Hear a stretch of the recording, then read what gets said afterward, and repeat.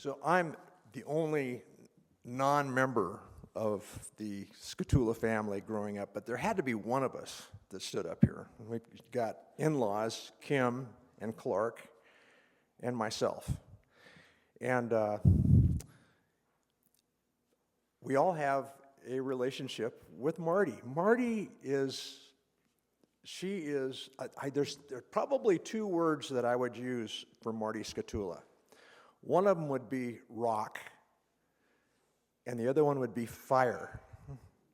And I remember sitting down at the table in the morning, and after Debbie and I got married, we come out and visit, and I get up early in the morning. I'm an early bird, and Marty was always the first one up.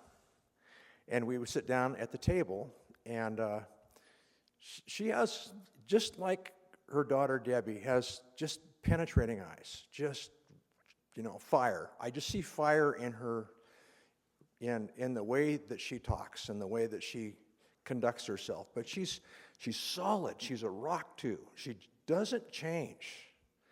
And we all have our gifts, which can be both sides, right? Sometimes she was probably pretty tough on the kids growing up, but appreciatively, she was a rock. She didn't change. And I heard that from Debbie and others in the family, and she was, in that regard, a terrific mom. And then she, when Roman passed away, I'm going to hop forward here. When Roman passed away,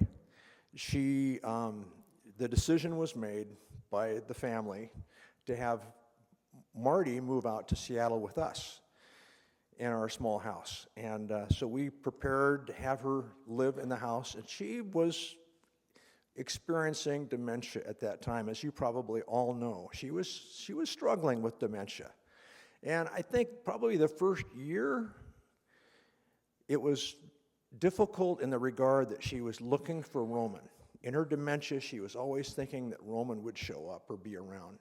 And it was tough. There was a lot of sadness and crying, and it was a difficult time the first year. And then I think one of the maybe you could say a nice thing about dementia is you kind of forget things, and then Roman kind of wasn't in the picture. It was like she wasn't remembering some of those kinds of things. But I found in a learning experience being with somebody in dementia is that remembering is a big part of helping them to remember. So even saying her name, Martha Mary Rebecca Sable Scatula, she said, "How do you know my name?" You know my name. Born Freeland, Pennsylvania. Went to school at Temple University. So those are the things that kind of helped her deal with, us not knowing sometimes even who we were. So it was kind of a journey the last, couple, 3 years when she lived, 3-4 years, as she came out and lived in Seattle. And for her and for us. Music, as I think several had already mentioned, is a big deal.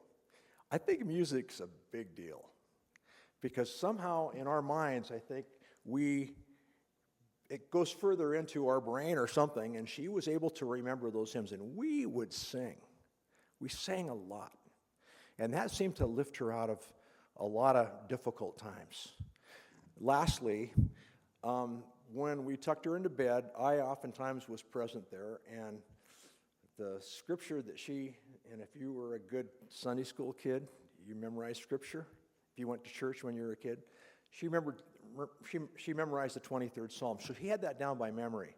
And so we would repeat that and say it together as she was getting tucked into bed. And one time in the morning, we were using that scripture and went through it. And it comes to that place where it talks about your enemies. Lord is my shepherd, I shall not want. He makes me lie down in green pastures. He leads me beside the still waters. He restores my soul. He leads me in the paths of righteousness for his name's sake. Yea, though I walk through the valley of the shadow of death, I fear no evil, for thou art with me. Thy rod and thy staff, they comfort me. Thou preparest a table before me in the presence of mine enemies. She stopped me right there and she said, who are my enemies? And I said, Marty, who would you say are your enemies? And she paused a long time, and then she said, I think it's me. I think I'm my enemy. Isn't that profound? For all of us, that we kind of get in our own way. So it was a privilege and an honor to spend time with Marty.